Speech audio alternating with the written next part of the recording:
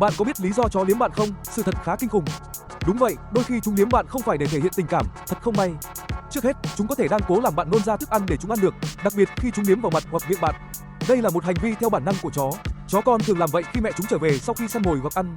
Ít ra thì bạn cũng có thể coi đó là một lời khen rằng con chó coi bạn là mẹ của nó. Thứ hai, chó thích những thứ mặn và dính.